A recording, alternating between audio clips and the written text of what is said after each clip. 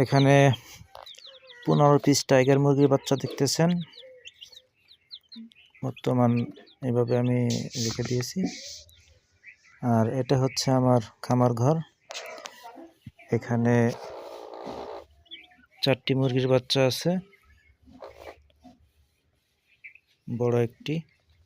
এর নিচের তলায় এখানে আছে 10টি মুরগি।